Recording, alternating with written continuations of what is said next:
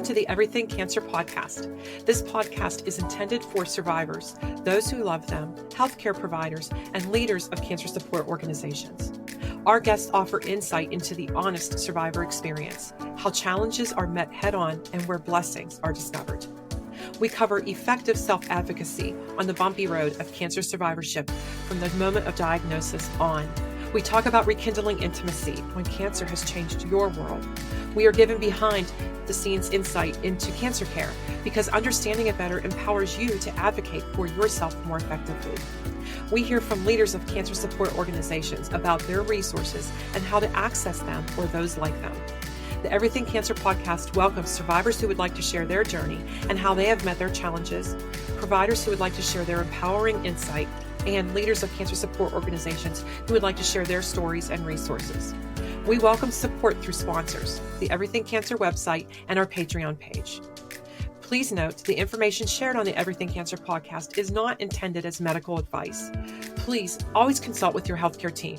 The staff at Everything Cancer Podcast will not answer individual healthcare concern questions. Thank you for joining us, and we hope that you enjoy this episode and find it useful. Please do share it with other people if you think they'll benefit from it, and rate us on your favorite podcast platform. Thanks and take care.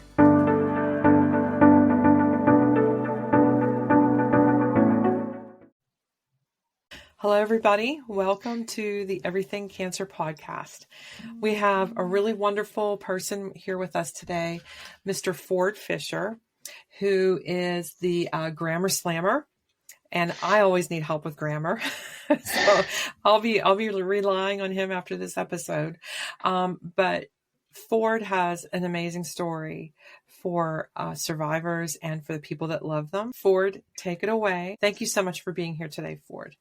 Hey, Jill, thank you very much for having this podcast and inviting me on here. It's a true honor. I might actually go and have a stage name and call myself Graham one day. You never know. It's exciting to just be recognized for being a survivor. I think I just passed 5 years of being diagnosed, and 3 years of remission. So wow, I'm just glad to be here. Yeah. Does that give you a different perspective on life? Oh, absolutely. I thought I was an adult and I had grown up. By the time I was 33 and was diagnosed, and I'm almost 38 now here, and I have changed completely. I have grown up. My thoughts are just much more collected and gathered and goal oriented, and I feel like I was still stuck in my, at 33, I probably had never matured like I should have. And I think I've probably matured 10 years in the past 5 years, if that makes any sense. Maybe even more than that. You've been through a lot. Yes, ma'am. Yeah. So take us to the beginning. Go ahead, but take us to the beginning. You don't need to call me ma'am. Oh, well, you can call me Jill. being from Virginia, I'm a Southern man. Yes. I call 18-year-old girls ma'am. It's just how it goes down here.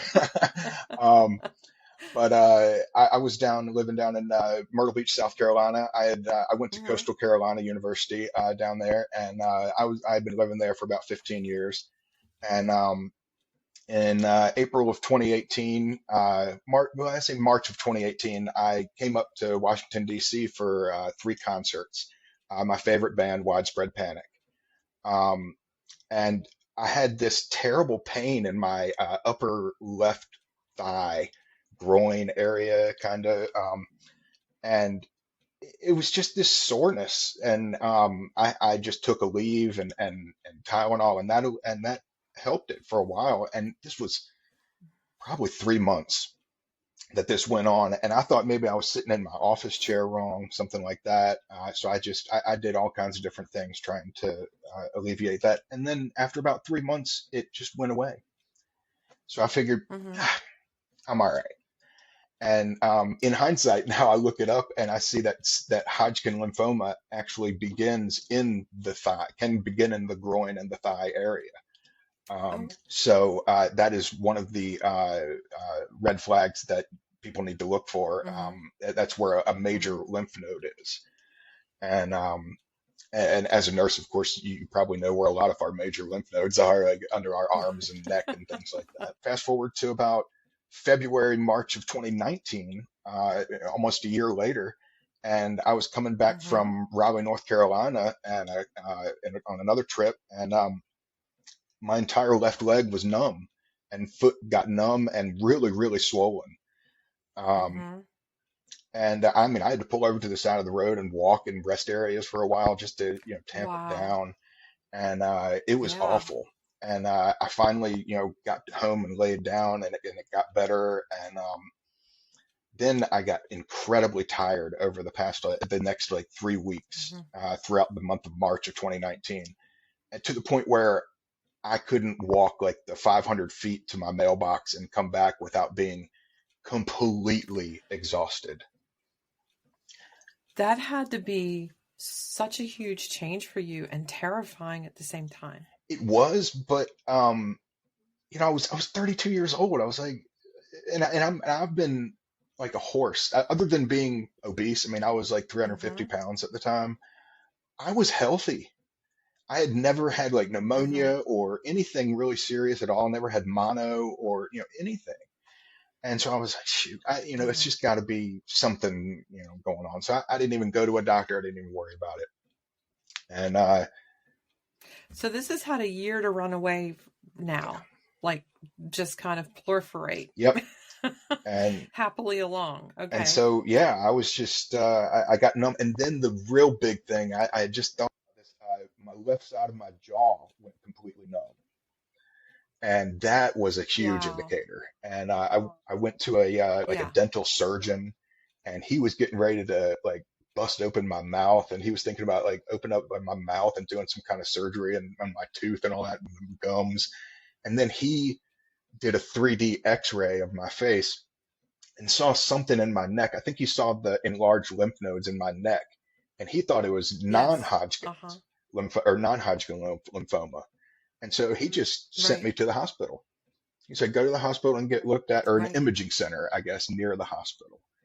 Well, thankfully, he did that x-ray before he touched Yeah, anything and then just sent you absolutely. because your immune system would not have been too hot for any potential. The mouth is full of bacteria.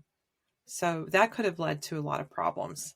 So I'm really glad he just was like, well, let me check here, sent you to the hospital. So what happened then? Well, I got the imaging center, and I was able to barely walk into the imaging center myself, on my own recognizance. And I filled out the paperwork barely, and just told them what was going on, and they did the imaging from head to toe and found I was, Mm-hmm. I think the word's fully involved. Is that the term? I Wow. was engulfed. It was in my lungs, bone marrow, stage 4B, Hodgkin lymphoma, blood cancer. Wow. So, I was taken to the Myrtle Beach Hospital. I went down there, and luckily, by the way, my mom happened to be just calling me, and I told her that I felt down and sick, and she was coming home from Florida from a trip to Virginia, uh, from Florida back to Virginia, and she just said, "I'm coming to South Carolina. I'm going to see how you are." And she came in and saw how ashen I Mm-hmm. was, and Mm-hmm. I was white. I mean, just white, white. And so Yeah. she took me to the hospital, Right. and Myrtle Beach took me in, and I had a 3.0 uh, blood count. What is it? Hemoglobin. Hemoglobin. Oh my gosh. Well, no wonder you were ash. And so for our listeners, low, normal, well, low where we usually transfuse at is around 8. Sometimes they go a little lower. Low normal is about 12. So you were 25% of that. Yeah, No I was bottom wonder. of the Oh my barrel. So gosh. Myrtle Beach was able to take care of me for one night, and then they sent me down to Charleston, which is where Mm-hmm. MUSC is, the Medical University of South Carolina. Mm-hmm. And they kept me there for a week. Yeah. Um, and they Yeah. figured out which one it was. Well, sure. They had to get things under control to get your Yep. blood counts to stay up. I mean, what you were dealing with was incompatible Yes, it with life, was. They basically. were saying So you're it was my you're youth that kept me alive. go ahead. Yes, I'm sure. I'm sure. because a 3.0 hemoglobin is really dangerous. A lot of damage can occur with that, not to mention Yeah, fainting and hitting I your didn't head. realize that I was that far You along. know, you were looking for all the little reasons for why you were feeling the way you were. That goes to show how strong you are, because you kept moving ahead every single day, no matter how awful you felt. Your change was gradual to you. The change that your mom saw was a completely different person when she walked into the room. And I'm sure kind of what you alluded to is it It was was because I completely mean I had just shocking seen to her over her. Christmas, so it had been three Mm-hmm. months, Mm-hmm. so it was a stark Right. difference. So one of the things I'd like to go into with that for our listeners is that's one of the reasons why when you understand what your diagnosis is and you're in the midst of treatment, it's really important to journal your symptoms, because like Ford experienced here, he experienced a small incremental change over several months. And so to him, what was happening wasn't that big of a deal because it just kept changing a little bit. But if you look back at your symptoms, say over a 6 month or 3 month period, and see how much they've changed, that paints a very different picture to you. And then also carrying it into your doctor and saying, something's really wrong here. I'm noticing a lot of change over a 3 month period. So that journaling makes a big difference. Journal your symptoms. Don't make it overwhelming. If something's bothering you, like fatigue, like you were talking about, or getting up the steps is really tough, you get out of breath, just jot that down, and then you can do a look back and see how much things have changed. Yeah, You probably feel like it's very yeah. surreal. Your mom is with you. Well, I stayed there So for a what week, happened from and there? they discharged me. See, I went in on I came down on Sunday. It was the day of WrestleMania. I'm a huge pro wrestling fan, and I got to watch WrestleMania in the hospital that night. And but then I stayed there the week, and that Friday after I got there, the doctor told me that it was a 99% uh, chance that I had Hodgkin, stage 4 Hodgkin. So he was pretty sure. I came up here to Richmond and just Mm-hmm. moved in with my Mm-hmm. parents. It was much easier to do. Mm-hmm. Because my dad was up here and my dog is up here. I lost probably close to Yes. 100 pounds in 6 months, and my feet are gradually getting better. When you say your feet are gradually getting better, side I got effects of the terrible treatment. neuropathy from the chemo, and it's in Okay. my fingers. I can't feel from the top Yes. knuckle up, Mm-hmm. and it's no pain in my fingers at all, Mm-hmm. but there's a ton of pain in my feet. And it's very uncomfortable. Like you have the Mm. cold feeling. Like I feel like my feet are just big blocks of ice, and I could just break them off at any time. Break some of my toes off. That's got to be a very strange feeling. So that's another good thing to journal while you're receiving treatment is any changes like that, so you can make sure you inform your doctor, and they can know when it's changing or getting worse. And even getting worse, like Ford was talking about, is just progressing down the length of your finger, one or two fingers even, or progressing from the tips of your toes to all the way through your toes. It's also It is, yeah. I feel disconcerting when you're trying to keep a like a drunk on balance. shaky ground, I guess. What would you like to share with people, especially young people that are newly diagnosed or facing treatment? You need to lean on your family and your friends. As much as you might be embarrassed by your diagnosis or upset by it, others will come to you and help you, especially your blood. Oh my Mm-hmm. gosh, I don't have a huge family. I've got like three people locally here, and they have been my world. Mm-hmm. And another thing is just staying calm. Mm-hmm. I'm not worried about 10, 20 years from now. I'm worried about today, tomorrow, and next week. Mm-hmm. You need to have a good, rough daily routine, something to kind of distract yourself Mm-hmm. from your health issues. Mm-hmm. Taking care of a dog or some plants or work, something, anything to distract yourself. Mm-hmm. Hobbies. It's fine to be sad. It's okay to be sad Mm-hmm. and self-reflect and listen to music and cry and be upset. That's totally fine. You just need to do other things. Right. You need to not live there. You need to accept that Yes. that's part of the experience, but not live there, and instead engage in life. And that's something that I think my age group has an advantage of. I've seen my dad lung cancer before I got sick, and he's gotten bladder cancer since I got sick. Wow. And he has almost no hobbies. Well, being distracted in general, if you can compartmentalize your Mm-hmm. sickness and just stow it away as much as possible, it helps your mental state. Mm-hmm. It helps your mood swings. You as the patient, will dictate how just about every conversation goes Yes. going forward, Yes. especially during treatment. Mm-hmm. Your reaction, your action, your facial expression, all of it will dictate your conversations with your friends, your family, your doctor, Mm-hmm. nurses, all of it. So you just got to be prepared for that kind of Mm-hmm. stuff. I think that not so grieving what was because your life has irrevocably changed is Yes. okay and that's healthy. But living in that grief is not good. Engaging in life, as you said, keeping busy with other things, but you're also in that engagement building a support system for yourself too, with those people that you're interacting with in those activities. And I thought you brought up a great point forward with saying that how you feel about things really drives how you present yourself in conversations with other people and how you're able to listen, because listening is hugely important when you're advocating for yourself, and really making sure you're understanding what other people are saying to you, Yes. and being able to ask other people how they're doing and talk with them about issues they have going on. That perpetuating the caring and the love, that makes a big difference as far as keeping your circle around you, the people that are lending you help. I completely agree. I have loved taking care of my senior dog. My mom has pretty much handed her off to me. Her name's Whitney. Oh, She's 12 years old.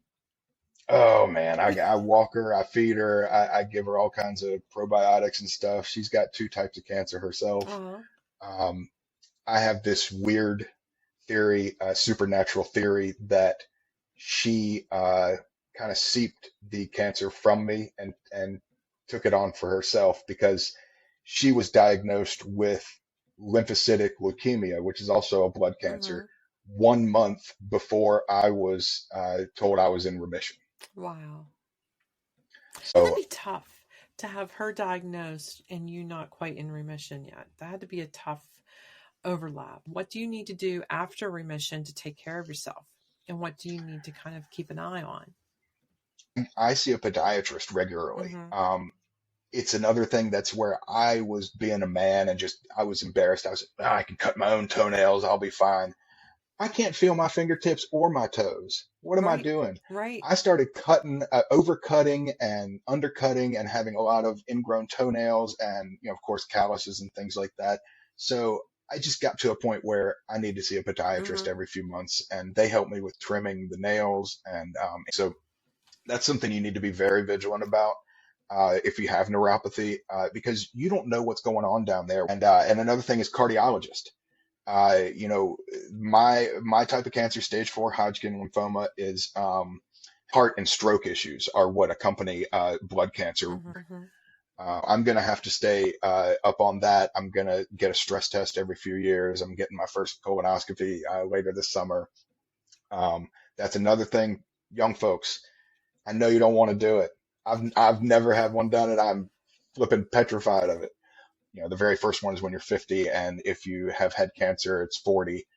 You're going to be upset for a day or two when you're fasting and getting prepared for it. That's from what I understand with my parents. And the day of is not a problem. And But that's what got you through things too. So yeah, that says a lot. Um, I really like how you put it out there. And thank you so much about the podiatrist in your 30s and a colonoscopy. Um, that is so important. And the reason why the podiatry piece is so important, you were saying that you would cut your feet, you have ingrown toenails. You can get really bad infections from your feet that can be life threatening and they can migrate to your heart. It is so critical if your feet are numb or your feeling is not great in them that you do have someone else look at your feet and you do have someone else cut your toenails for you. What message would you like to send to someone who is experiencing symptoms that are worrisome, but they're kind of like ignoring them because they're young and healthy? And then what would you like to say to someone that is in your position now, several years out, as far as taking care of themselves? Because it seems like you take really good care of yourselves. oh, if you're experiencing symptoms, I think back to that pain I had in my Mm-hmm. thigh and my groin. If you have any kind of nagging pain in a certain area for more than like few days, I'd say like more than a week, go to a doc in a box. Yeah. Just get looked at, get your blood work done. Yeah. Um, if I had done that in March of 2018, my hemoglobin might have been down to like 9 or 10. And then the second part was how I take care of myself Yes. years afterward. Um, I have been 300 pounds plus since high school. Uh-huh. Um, so I didn't take care of myself at all. I Mm-hmm. drank soda like it was water. Um, Pepsi is by far my favorite soda of all time, and I still do have a few sometimes, but it's like every 2 weeks. Mm-hmm. Um, it's a guilty pleasure of mine, but it's something you just need to change your lifestyle. Mm-hmm. It's not a diet. Right. Screw a diet. Right. Those are fads. Those are for people that want to lose 100 pounds in 6 months legitimately, not with chemo. Yeah. um, and do it the fast way and Mm-hmm. cheat and do whatever. No, you got to change your lifestyle and just do it day by day. I started exercising. I started lifting a few weights. I got a recumbent bike, a used recumbent bike for That's $89 great. from a local Yeah. place. So it's not expensive to get healthy is what I want to get at. I just started lifting a few weights and I watch TV. I catch up on some of my content while I'm doing it. And, you know, and walking my dog, she, until recently, as she's gone downhill, we were walking like a mile every day, on top of that. So I've gotten down to like 255, 265. Mm-hmm. And I don't mean to show off at all, but No, please do. I've got Yeah. I've got more muscle tone than I've ever had in my life. And I mean, I squeeze my arm and I've got, forearms and, veins. And I had never had that when I Uh-huh. was 350 pounds plus. And it's, it's, it's once you start seeing results, just even a little bump in your arm, you're like, that can get bigger. We're going to work on that. I'm going to start today because of you. And I think you and I have seen it on LinkedIn before, where the motivational posts are, the first day sucks. It's going to be awful, and you're going to be awful, and you're going to feel like you don't know what you're doing at all, and maybe you need to get a personal trainer, fine. Mm-hmm. But eventually, as the reps keep coming and the days keep going by, all of a sudden you've done it for a year. Mm-hmm. And you're seeing results, and then Mm-hmm. 2 years. And now I've been doing it for 2.5, 3 years, and I'm the healthiest I've ever been, minus my Wow. feet. That's so good to hear. Yeah. What would you like doctors to know and nurses to know about someone who's on the younger side going through something like this? Oh man. Like your perspective that you wish they would maybe take into account a little bit more while talking with you.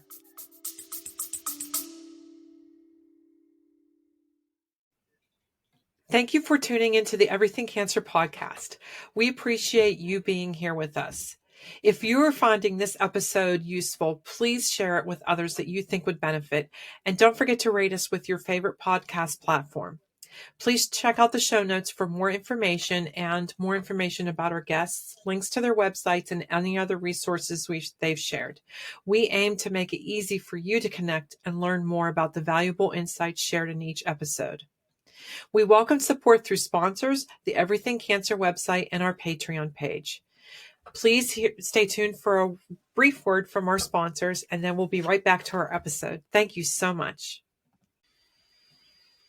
Do you have a dry mouth that distracts you with that nasty feeling and taste? H2 Ocean has your solution, literally and figuratively, with its sea salt healing rinse.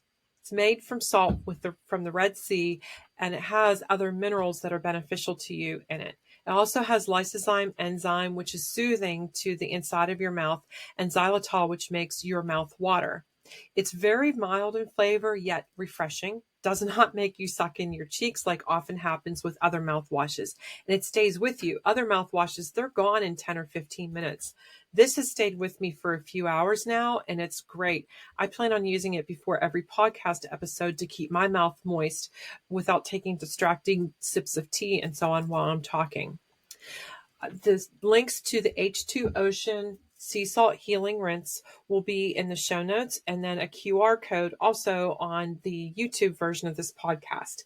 It's excellent to help rinsing with chemo mouth or irritation in your mouth from radiation, but mouth sores and just general everyday use. I find it really pleasant and really helpful to use. I hope you do too. Thanks.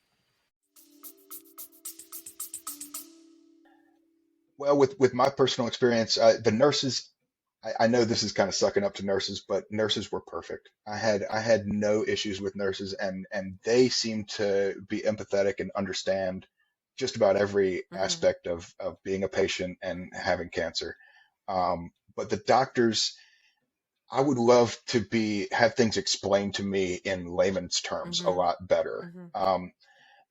I don't know how it was, 20, 30 years ago, but when I was getting PET scans and things like that, my doctor would just come in and, flip the screen toward me and show my body scan, and then they would email me the results with all the medical jargon on it. And it was like reading code on a computer, Mm-hmm. when you're building the back end of a website. Mm-hmm. I could pick out a few things here and there that were in my, terms, and I could figure out that I was in remission, but that was about it. Mm-hmm. And he would have to tell me about the SUV and the different numbers and Mm-hmm. what that means. You might be able to explain what that is a little bit better, Jill, but I just needed him to break everything down for me and see exactly what means what in my blood work, and which ones mean the most and where I need to be. Mm-hmm. And I don't want to look at greater than, less than, and the number. I want you to explain it to me because I need that. Right. So explain what the previous scan shows and what this scan shows and what the difference is in plain English. So Perfect. yeah, Yes. you know which way you're going and you know how far you've come or gone. Yes. I think that is a gem to say explain things in plain language. And I think Yeah. they probably thought they were doing you a favor. And granted, it was better than how things used to be by showing you your scan and reviewing it with you, because it didn't used to be that way. So they, in their head, were being very open in their communication. But like you said, it was like looking at code on the back end of a website. Yeah. So I think that plain language piece is critical with anyone they're dealing with. I've had physicians and PhDs on the science side who have been diagnosed with cancer say to me that they're terrified to ask their oncologist questions. And they're the last person I thought would be terrified to ask. But to hear that is very, as a caregiver, that's very humbling. I hope I've never put anybody in that position. But I think what you said there, to explain it in real language, it just takes, pretend you're talking to a 5-year-old. That's exactly right. Yeah. Explain it to me like I'm 5. So I really like everything you have reviewed with us. I think it offers a lot of insight to people that are just starting on the journey. I think it's critical when you don't understand something to absolutely just bite the bullet and ask a question. Yes. I have yet to meet a physician who does not want to answer a question. How are they going to know you have a question unless you ask? Even if it's been explained to you before, you have a lot going on. You have a lot of moving pieces. You have a lot to remember. Just ask, because this Yeah. is your life, your treatment, your body, and you need to understand what's happening. And at that very moment, when you're with that nurse or doctor, you are the priority. Yes, you are. So, you're not taking up any extra time, and you're not upsetting them by asking another question. If you don't understand it, get to the point where you do understand. Right. Right. One of the things, the tools I like to kind of coach people on is to repeat back what you understand. If you got it wrong, they're going to let you know. I think that's a point in sales is, to repeat what the customer is saying. So if I have this correctly, what you're saying is, Yeah. So you want to be on the same page. You're advocating for yourself by making sure you're on the same page. Yeah. So, and that's important. You're the most important person in that room at that time, and you're the most important person with everyone else that's around you that loves you and wants you to stick around. So advocate for That's right. yourself. You don't realize how many people do actually want you to stick around until you get something like this. Um, That had so to be helpful yeah, to know, to realize. it was it was reassuring. Mm-hmm. Yeah, not that I thought people wanted me to die or anything, but when I did finally announce it on social media, like 3 months into my chemo treatment, um, the feedback was incredible. I got so many calls from people I hadn't heard from in years, and I reconnected with several people Mm-hmm. locally, um, and it has helped me immensely. So yeah. Have you gone to see a WrestleMania show recently? Not live. I did get to go to a local WWE show in Charlottesville Oh, good. about 6 months ago, Uh-huh. and that was a I blast. bet. But yeah, I watched WrestleMania earlier this month, and it was one of the most epic things ever. It was the 40th anniversary. Oh, I mean, yeah. how can you beat Right, right. that? That's a great time marker too for you. So, is there It is, anything yeah. anything else, Ford, you'd like to share that we've not talked about yet? The one last thing, and this is just going back to when I was in treatment, Mm-hmm. that really helped me a lot, physically, is stretching. Okay, good to I know. was Mm-hmm. uncomfortable all the time. You just constantly feel like you have body aches and you have this flu and you're going on, and you're just uncomfortable. Boy, I got down and did like just stretching my arms and legs and like that one-legged flamingo kind of Mm-hmm. stance, and popping my back and knuckles and my feet and things like that. That really helped me with just the pain and things like that. And one last thing, I know this is a little controversial, THC. THC gummies and things like that, edibles, they really helped me a lot with my appetite, my pain, and my mood. Mm-hmm. Um, it's something that I advocate for still to this day. Actually, Marinol, which is similar, is prescribed for an appetite stimulant. I don't doubt what you're saying. And yes, It affects the pain receptors, and you don't get that feeling as much. I do believe that some clinical trials are going on now with THC and neuropathy because a lot of people have reported that they have had relief from neuropathy. I'm glad. Yeah, you are doing the Lord's work, Jill. I tell you, with your cancer support group and a cancer podcast and being a nurse. Are you still an active nurse right Yes, now? yes. Wow. I mean, all three of you are seriously a triple threat. So I work part-time as a nurse, so I can devote full time to health, wellness, and survivorship content creation. But thank you. It's very important to me to get the word out there and for people to understand they're not alone, and that to reach out really lends a lot of support and strength on the journey. And self-advocacy, appropriate, effective self-advocacy can make a world of difference. It really can. I wish Mhm. I'd done more and known about more when I did, but I got through it. And that's really all that matters. Yes. I'll plug my book real quick. It's called Cancer Journey Guide and Journals, Empowerment in Diagnosis, Treatment, and Beyond. It is on Amazon. It's blue under Jill Squire or that title. But what it is a series of guided journals to help you advocate for yourself. And then about the first 40 pages are specific steps in practicing self advocacy that are all evidence based and that I've observed over years of nursing and seeing how to help people avoid gaps in care by speaking up for My themselves. goodness. You said this is on Amazon. Yeah, it is. It is. I'm not going to open up any window right No, now that's while we're okay. on the interview, but I think I'm going to go and order that Oh, thank this you. week. Thank you. How long has it been out?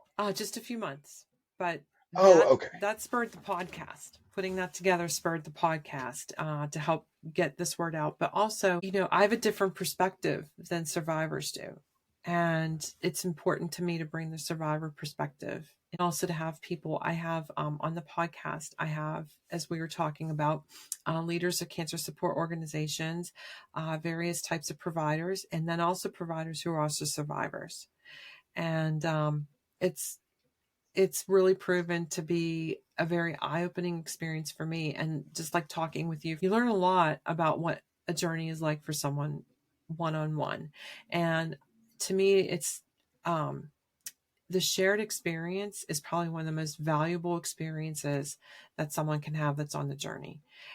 And so I hope that by listening, they understand they're not alone, and they start reaching out around them for local help, national help, to someone like you. It's good to build a community. It's good to be part of a community. It is. The friends and family of the patient go through just Mhm. as much as the patient does, at least mentally and emotionally.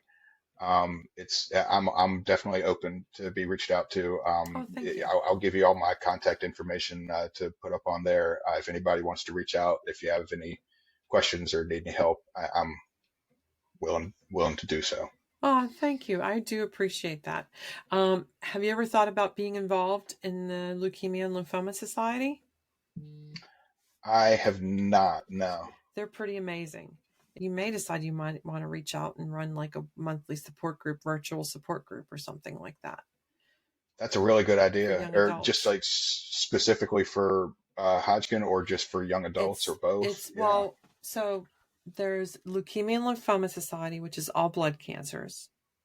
Oh, it's all blood It's all cancers. blood Oh, cancers, okay. but they do have like specific groups for non-Hodgkin's lymphoma and Hodgkin's lymphoma.